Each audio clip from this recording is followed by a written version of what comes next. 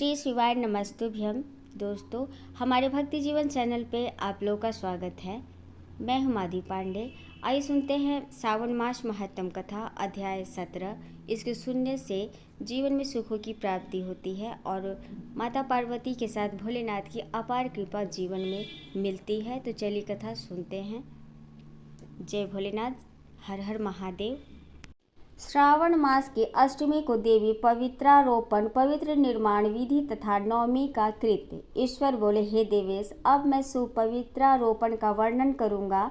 सप्तमी तिथि को अधिवासन करके अष्टमी तिथि को पवित्र को अर्पण करना चाहिए। जो पवित्र बनाता है उसके पुण्य फल को सुनिए। सभी प्रकार के यज्ञ, व्रत तथा दान करने और सभी तीर्थों में स्नान करने का फल मनुष्य को केवल पवित्र धारण करने से प्राप्त हो जाता है, क्योंकि भगवती शिवा सर्वव्यापिनी है। इस व्रत से मनुष्य धनहीन नहीं होता, उसे दुख, पीड़ा तथा व्याधियां नहीं होती, उसे शत्रुओं से होने वाला भय नहीं होता और वह कभी भी ग्रहों से पीड़ित नहीं रहता। इससे छोटे बड़े सभी कार्य सिद्ध हो जाते हैं। हे वत्स, मनुष्य तथा राजाओं के विशेष करके स्त्रियों के पुण्य की वृद्धि के लिए इससे श्रेष्ठ कोई अन्य व्रत नहीं है। हे तात, सौभाग्य प्रदान करने वाले इस व्रत को मैंने आपके प्रति स्नेह के कारण बताया है।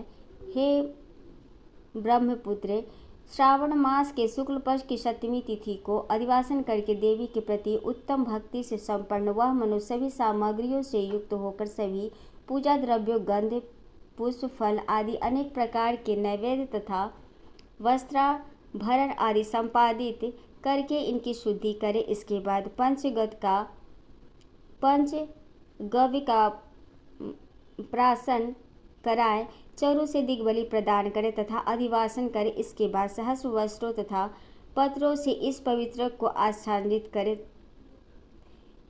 पुनः देवी के उस मूल मंत्र से उसे 100 बार अभिमंत्रित करके सर्व शोभा समन्वित उस पवित्र को देवी के समक्ष स्थापित करे। इसके बाद देवी का मंडप बनाकर रात्रि में जागरण करे और नट नर्तक तथा वारांगनाओं के अनेक विधि कुशल समूह और गाने बजाने तथा नाचने की कला में प्रवीण लोगों को देवी के समक्ष स्थापित करे। इसके बाद प्रातःकाल विधिवत स्नान करके पुनः बलि प्रदान करे। इसके बाद विधिवत देवी की पूजा करके स्त्रियों तथा द्विजों को भोजन कराएं। पहले देवी को पवित्र अर्पण करें और अंत में दक्षिणा प्रदान करें। हे वत्स, अपने सामर्थ्य के अनुसार कार्य सिद्धि करने वाले उस नियम को धारण करें।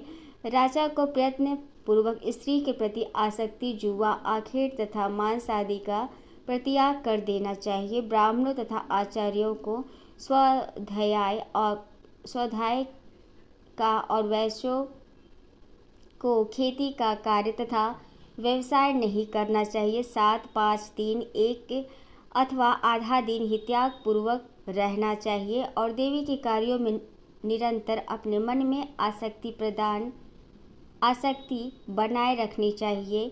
हे मुनि सत्तम, जो बुद्धिमान व्यक्ति विधान पूर्वक पवित्रारोपण नहीं करता है उसकी वर्ष भर की पूजा व्यर्थ हो जाती है। अतः मनुष्यों को चाहिए कि देवी परायण तथा भक्ति से संपन्न होकर प्रत्येक वर्ष शुभ पवित्रारोपण अवश्य करे।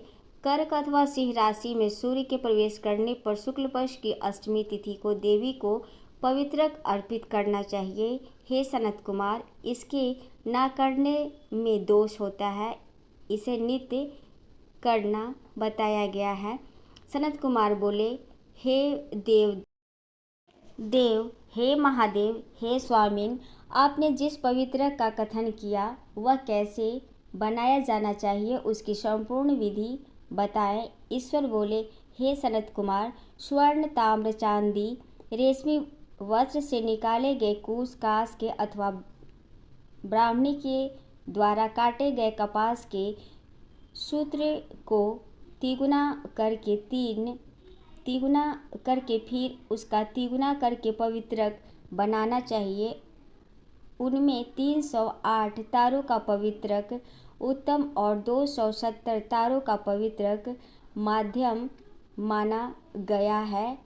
180 तारों वाले पवित्रक को कनिष्ठ जानना चाहिए। इसी प्रकार 100 ग्रंथि का पवित्रक उत्तम, 50 ग्रंथि का पवित्रक मध्यम तथा 26 ग्रंथि का सुंदर पवित्रक कनिष्ठ होता है, अथवा 6, 3, 4, 2, 12, 24, 10 अथवा 8 ग्रंथियों वाला पवित्रक बनाना चाहिए, अथवा 108 ग्रंथि का पवित्रक उत्तम, 54 ग्रंथि का माध्यम तथा 27 ग्रंथि का कनिष्ठ होता है।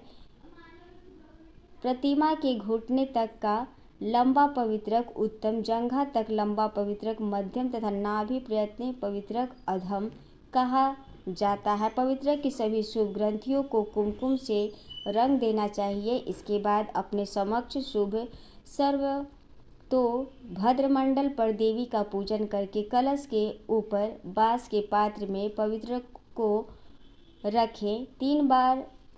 3 तार वाले पवित्रक में ब्रह्मा, विष्णु तथा शिव का आवाहन करके स्थापित करें। इसके बाद का सुनिए।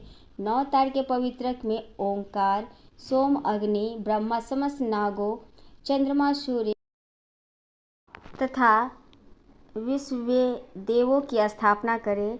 हे शरद कुमार, अब मैं ग्रंथियों में स्थापित किए जाने वाले देवताओं का वर्णन करूँगा। क्रिया: पौरुषी, वीरा, विजया, अपराजिता, मनोन्मयी, जाया, भद्रा, मुक्ति और ईशा ये देवियाँ हैं। इनके नामों के पूर्व में प्रणव तथा अंत में नमः लगाकर ग्रंथि संख्या के अनुसार क्रम से आवाहन करके चंदन आदि से इनकी पूजा करनी चाहिए। इसके बाद प्रणव से अभिमंत्रित करके देवी को धूप और अर्पण करना चाहिए।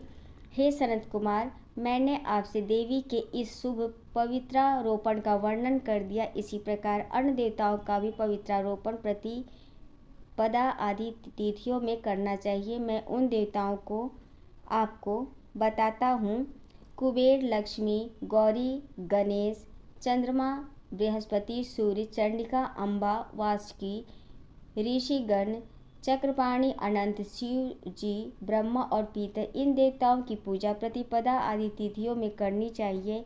यह मुख्य देवता का पवित्रारोपण है।